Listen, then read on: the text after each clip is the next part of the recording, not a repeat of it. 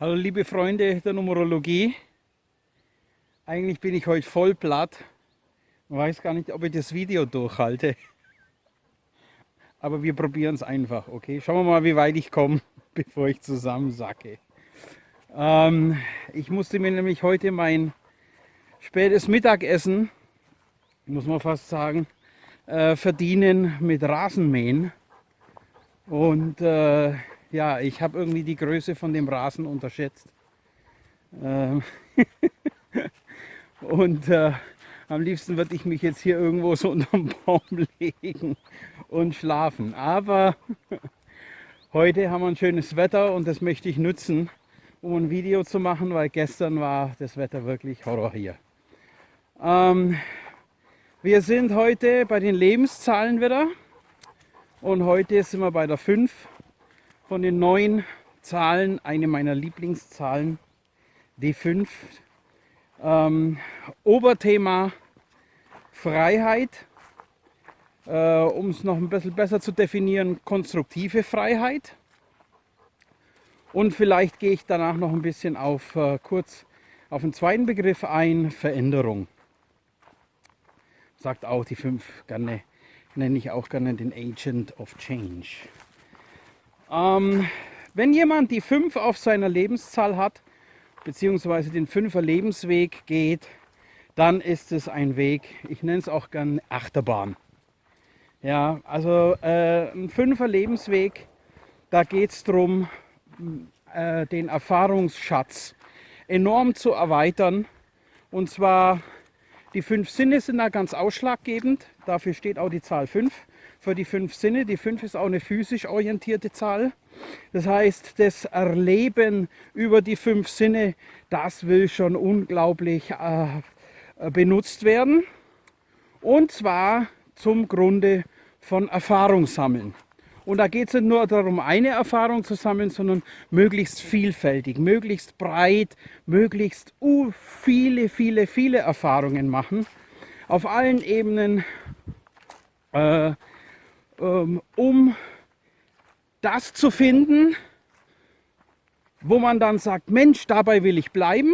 Und dann kommt eben der konstruktive Teil, dann dabei bleiben. Das heißt also erstmal, das ist so ein Lebensweg des Ausprobierens. Ja? Und ich sage gerne immer den Lebenszahl 5ern, heiratet nicht zu früh, heiratet auch nicht bei der erstbesten Gelegenheit, weil gerade ihr 5er, ihr braucht eine gewisse Zeit am Anfang eures Lebens. Und das kann ruhig über die 30er-Schwelle gehen. Dass ihr so viel Erfahrungen und so vielschichtige und vielseitige Erfahrungen sammelt, auch was Beziehungen betrifft, weil ihr braucht es, ihr 5er, weil eure Energie ist so strukturiert. Ihr habt innen drin einen riesigen Hunger an Erfahrung, ja, und deswegen reisen die 5er gerne. Ja, das ist die Reisezahl. 5 ist die Reisezahl. Also selbst wenn ihr eine 5er-Zahl als Geburtstagszahl zum Beispiel habt, also ihr seid am 5., 14. oder 23. eines Monats geboren, dann habt ihr die 5 ja auch schon als Geburtstagszahl, als ein ganz spezifisches Charakterelement in eurem Chart. Und das sind Leute, die reisen gerne, die müssen reisen.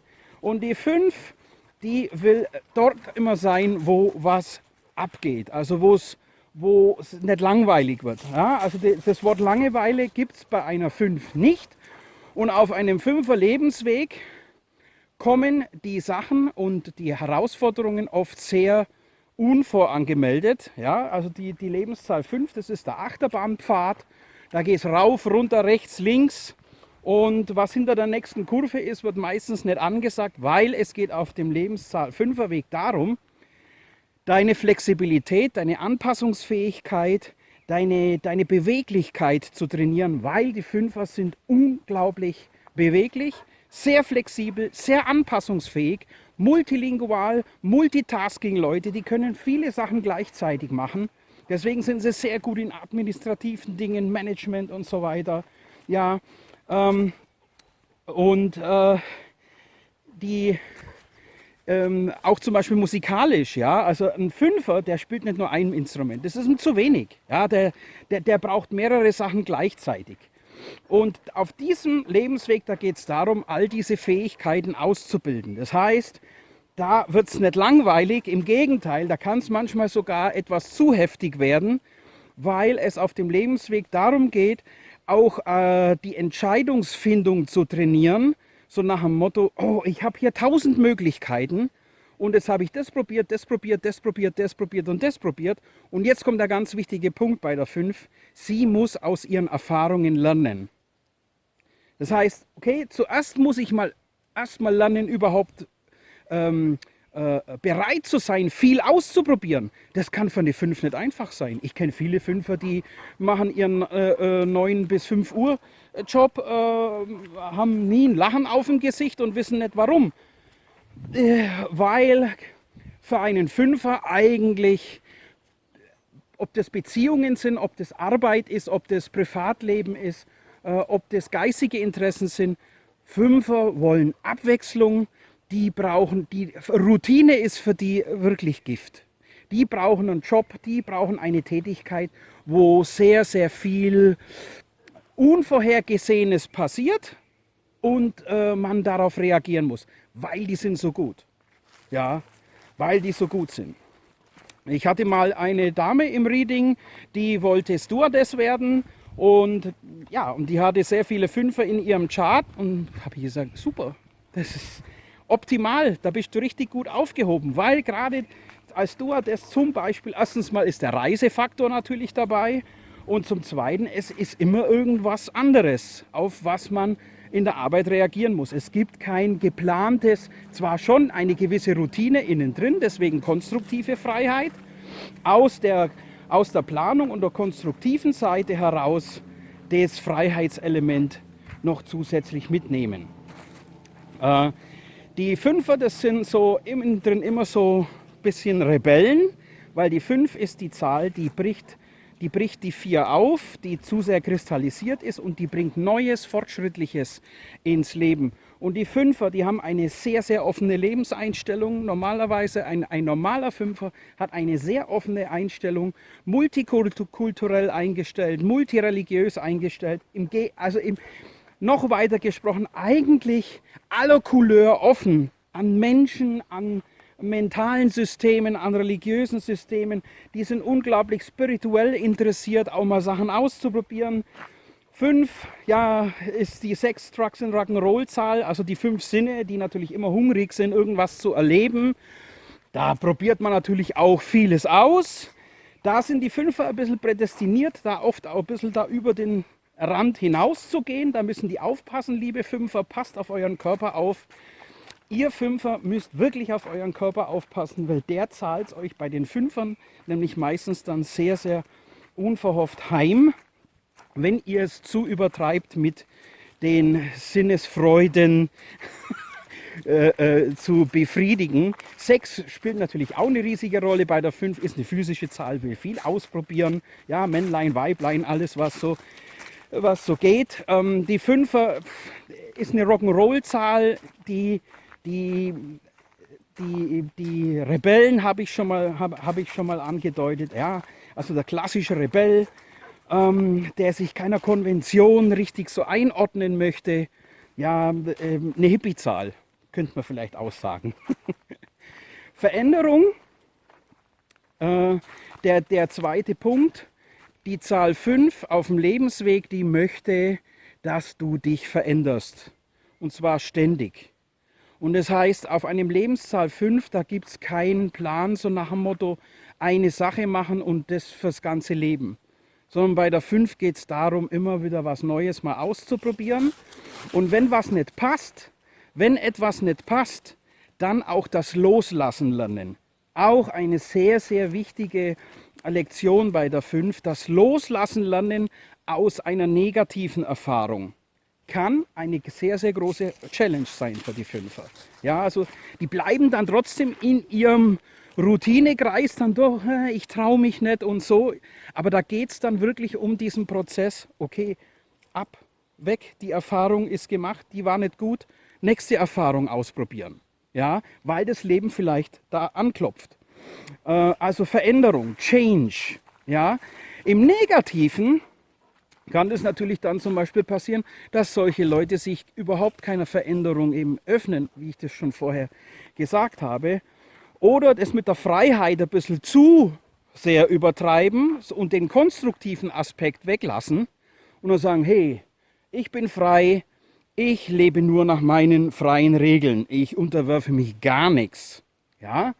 Und trotzdem haben wir aber irgendwie doch da auch Straßenregeln oder wir haben irgendwelche Gesetze und es gibt auch gesellschaftliche ethische Normen und im negativen Sinne nehmen es dann die Fünfer mit ihrer Freiheit wirklich dann negativ nicht so ernst mit dem Gesetz oder mit der Ethik und zum Beispiel nutzen dann praktisch andere Leute aus, um ihre Freiheit auf dem Rücken anderer zu erlangen.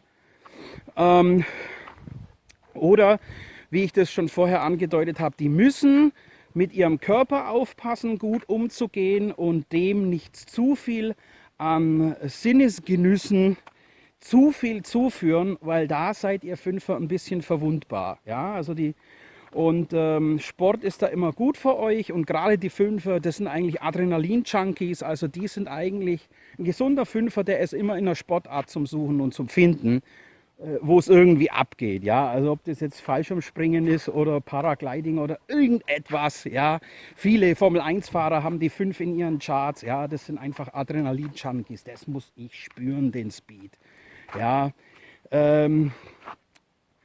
so, jetzt sind wir eigentlich fast durch. Was mache ich immer noch am Schluss? Genau, vielleicht ein paar bekannte Fünfer aus der Geschichte. Wer fällt mir jetzt da schlagmäßig ein? Fünfer. Gestern habe ich, glaube ich, im letzten Video habe ich, glaube ich, über einen Vierer-Präsidenten gesprochen. Ein Fünfer-Präsident fällt mir jetzt ein, Abraham Lincoln. Abraham Lincoln hatte die Lebenszahl 5, Freiheit, das große Thema.